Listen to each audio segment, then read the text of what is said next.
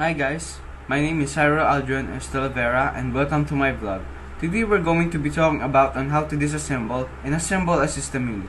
Well, I don't actually have a system unit, so I'm just going to be popping up pictures for this video. For this video, I'm going to show a fast and simple way on how to do it. Most of these basic components are modular, so they are very easy to remove, so you won't have any problems on removing them. Okay, let's get started.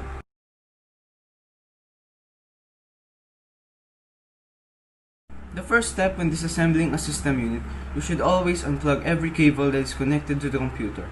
But when doing it, make sure to wear a grounding strap or touch an unpainted metal part of the computer to discharge any static electricity.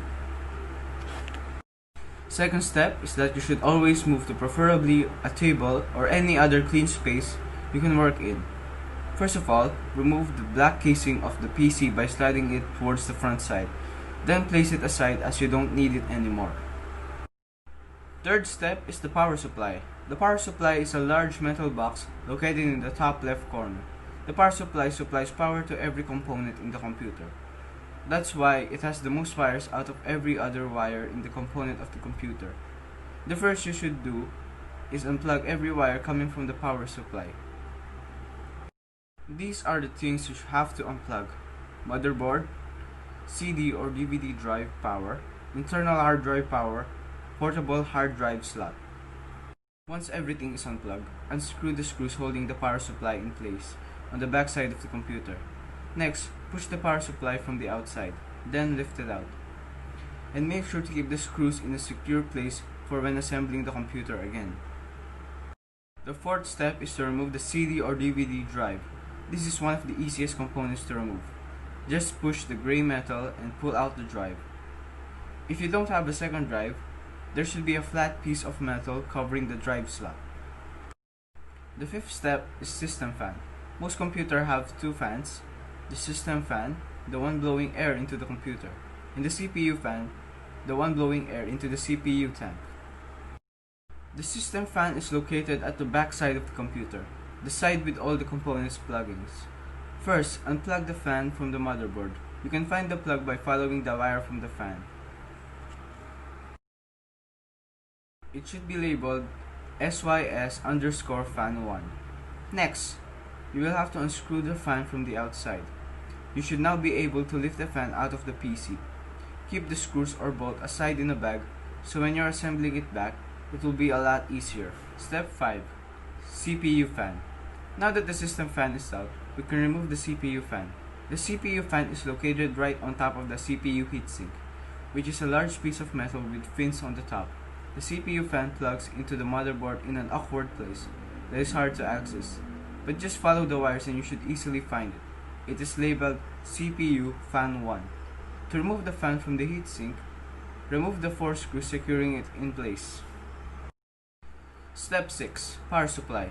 The power supply manages all the power for the machine. The power supply is a large metal box located at the upper back part of the computer. They sometimes come with an on or off switch that is accessible from the back of the computer. The main power cord also plugs into the back of the power supply. The power supply supplies power to every component in a computer. Therefore, it has the most wires out of every other component in the computer. The first thing I will do is unplug every wire coming from the power supply. The list below is everything that I had to disconnect: motherboard, very large connector plug, CD or DVD drives power, internal hard drive power, portable hard drive slot power. Once everything is unplugged, unscrew the 4 screws holding the power supply in place on the back of the computer. Next, push the power supply from the outside, then lift it out. Step 7. CD or DVD drive. The CD or DVD drive is one of the easiest components to remove. First, unplug the ribbon from the back of the drive. Once that is completed, pull on the tab securing the drive in place, then push it out from the metal inside. If you don't have a second drive, there should be a flat piece of metal covering the drive slot. Follow the inscribed instructions to remove it. Step 8. Step 8 is card reader. Just like every other component, unplug the wire first. Your computer might have more, so just unscrew them all. After that, the card reader should be removable. Most card readers have a protective plastic cover on the part that you can see from the external computer, which can be removed by lifting the tabs on top and bottom. Alright everyone, now we're on to step 9. Hard drive. Portable hard drive slot. I have included both components together in one step because in order to remove the hard drive, you must remove the portable hard drive slot first. First off, detach the connectors at the back of the slot and unplug the other end from the motherboard. Also, unplug the SATA or SATA cable from the motherboard and the hard drive. The portable hard drive slot is secured the same way the CD or DVD drive is, with a tab. Pull on tab, then slide the slot out. To remove the hard drive from the side of the slot, unscrew the 4 screws securing it in place. You must be very careful to not drop the hard drive, as it is very delicate. Alright everyone, we're almost finished. Step 10. Step 10 is expansion cards. Expansion cards are like small upgrades to your computer. Expansion cards give a computer new capabilities once installed. Different examples are Bluetooth, wireless, internet, Ethernet, and TV. Different computers stock with different cards. If you only have one, remove that one. If you have two, remove the two. There should be a single screw on top of each expansion card slot, whether it's occupied or empty. Remove the screws on the occupied card slots. Once the screws are removed, you should be able to remove the cards by pulling them carefully upward. Some expansion cards have cables leading to the other parts of the computer. You will have to unplug any cable attached to an expansion card. Step 11. Connectivity center cables. Most new computers have a connectivity center located at the front of the computer. Connectivity centers is the area on the front of the computer where there's many input sections like USB, FireWire, microphone, headphones, video, etc. I won't remove the whole connectivity center in this step, but I will unplug all the cables coming from it. Do that, then unplug the wires leading from the power button, HDD light, and power light. Hello everyone, and now we're on to step 12, which is random access memory, or preferably RAM. RAM allows for the near instantaneous transfer of information to and from the computer CPU. So pretty much the more RAM you have, the faster your computers run. Most computers have 4 RAM slots and 2 RAM chips. To remove the RAM, push down on both tabs holding the RAM in place, which are located at both ends of the RAM. Please see the pictures. Alright everyone, now we're almost finished. Step 13. Power button and amp. Power LED plus HDD LED. The power button, power LED, and hard drive LED are all within a plastic chassis. There is a zip tie holding the wires cables for the front connectivity center and front power button LED.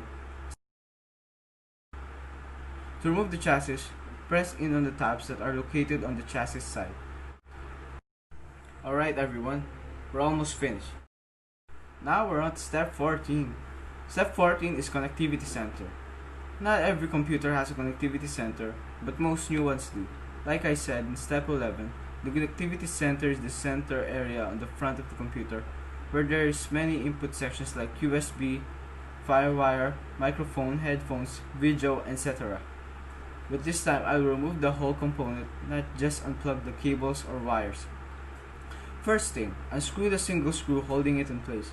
There might be a different amount of screws in different locations on your computer, but just unscrew them all. Once the screws are removed, the whole component would slide into the inside of the computer, which can then be removed. Step 15. Motherboard. Alright guys, we're almost done. We're on to the motherboard. The motherboard is, well, the motherboard of the computer. It is what links every component in the computer together. Your motherboard may be fried, but just remove it anyway. The motherboard links every component in the computer together. The CPU, RAM, and expansion cards are attached directly to it. Every other part of the computer is in one way or another attached to it. The motherboard has 7 screws holding it to the frame, which are indicated by large white circles around them. Remove those 7, then lift the motherboard out of the frame. Alright everyone, we're done on the disassemble part of the computer. And that is step 16, which is done. That concludes my instructable disassemble a computer. In this step, I will give an overview of every component you get out of the computer. Please remember to rate and ask questions if you find something confusing. Case, metal right panel, metal left panel, plastic front panel, plastic top panel, metal and plastic frame. Hardware, hard drive, CD or DVD drive, power supply, card reader, expansion cards, RAM chips, connectivity center, cables or wires, SATA cable, portable HDD dock and wires, accessory wire, drive ribbon. For the miscellaneous, 33 screws, drive slot cover, 2 expansion card slot covers, plastic piece, large system fan, small CPU fan, portable HDD slot. That's pretty much it for the disassembling part. And I guess now we will go on to the assembly part of the computer. Okay everyone, now that we are done with the disassembly of computer system, we will cover the assembly of a personal computer. I will leave out the parts to pick because that is all dependent on the purpose for your specific computer. Step 1. Step 1. Remove the side panels on case. After removing the case from the box, the panels are removed from the case with thumb screws. Your specific model's manual will have more information if you are unsure for your case. Included were standouts for mounting the motherboard following the included template. Thread into the corresponding holes in the case. Step 2. Step 2 is insert motherboard.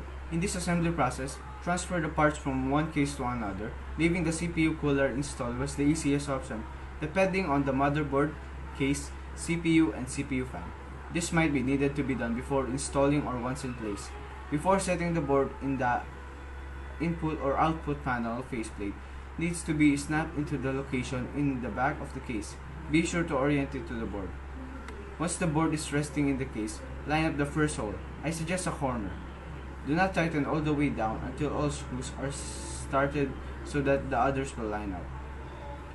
After all are in and tightened, there should be a little or no deflection of the board if you gently press on it. It is advisable that any place there is mounting location for the board, that it is screwed into a standoff.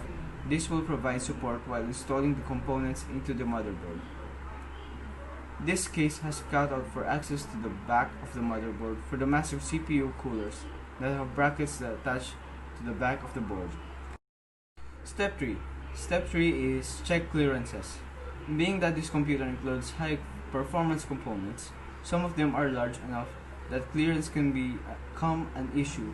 For this reason, once the board was installed, I fitted the graphics card so there would be no more surprises later in the process. Step 4. Step 4. Front panel connections. Once the graphic card was removed again, it is time to attach the connections for the buttons, lights, USB ports, and audio connections. As every case and motherboard differs slightly, it is best to refer to the manual for the placement and orientation of connections. Some of these connections are made to only work in one direction, so be careful when using force. It might be in an incorrect orientation. Step 5. Step 5 is install power supply. The power supply from the previous case was modular, so only the cables that are needed are plugged into the unit. As well, this makes cable management cleaner in the end. Normally, the supply is screwed into the back panel by 4 screws, though some cases include a clamp to hold it down that way. Step 6. Step 6 is power motherboard. With the motherboard power being in the largest cable, and sometimes just long enough, I suggest running this cable first and plugging it into the board. If there is a second cable for the CPU, remember to connect it as well. Step 7. Step 7 is installing optical drive. The optical drive for this computer is a DVD or CD read or write combo. Some people prefer to only connect an optical drive when installing items, but one being in place at all times comes in handy when something comes up and you do not want to open the case and connect the drive. Step 8. Step 8 is installing the hard drives. The size and number of hard drives your computer contains is completely dependent on your style of use and storage needs. This computer uses 4 drives, 2 in RAID and the rest for a main drive and miscellaneous storage. Right everyone, we're almost done. Time for step 9. Step 9 is connect cables. It is time to connect the cables for the hard drive and optical drives. The cables are keypad so they will only fit in one direction, into the board. Don't forget that the cable is attached to the optical drive. This computer does not use the IDE cable, but if you are connecting an older optical or hard drive, they might require it. Step 10. Step 10 is install random access memory or RAM. It is time for the RAM to be inserted. If your computer uses more than one stick like mine, refer to the manual for which slot to install the stick. If only one stick is going to be inserted, place it in the slot closest to the CPU. The slots are keyed, as are the RAM sticks, so make sure the notch is lined up, even correctly lined up. It will take considerable amount of force. This is where having those stand-ups in the correct sports playoffs. Having done this for several computers, I will get uneasy pushing so hard on electronics. You will know when they are set firmly, as the locking tabs will snap into place and hold the RAM firmly in the... Alright everyone, now that we're almost done, because we are all in step 11. Step 11 is install graphic card and expansion cards. If your computer does not come with a graphic card integrated into the motherboard, or you are adding an additional card, this is the time to do so. With some high-performance cards, additional power cables might need to be installed. The manual for the card should tell you how many cables are needed. In my case, it is a 6-pin and an 8-pin. After that is in place and secured with screws in place, the network card and audio card for the computer are connected in the slots below the graphics card. Step 12. Step 12 is cable management. With all components in place, it is time to make your hard work look like a work of art. Hiding cables and organizing them will help in the future if you are looking for high airflow through the case or to light it up. Small steps taken throughout the process of installing the components can pay off huge at this point by not needing to rerun the cables around brackets or through holes in the frame. Some of the management was done out of the box for this model, being that the front panel and fan cables were already secured ahead of time. Another thing to think of it is the back panel does not leave a large space if you have several cables running over the top of others.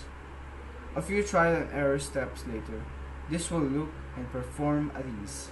Also, it's a nice point to brag once you call up your friends to show off the system you assembled with your own hands.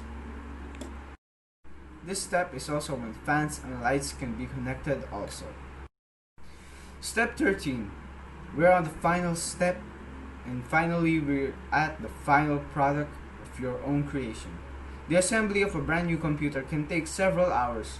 Just to remove and mount it in a new case with no other modifications can take about 3 hours or 2.5 of that, just the reinstalling time. With the job complete, it is time to fire it up and enjoy your creation. From here, you can add your operating system and software as you see fit. Hope this helps you. Leave a comment down below and make sure to like and subscribe to the channel and video. And make sure to also leave your questions down in the comment section below if you still have questions that were not covered yet. And I guess that's all for this video of installing a system unit. Please like and subscribe to my channel. Peace out, guys.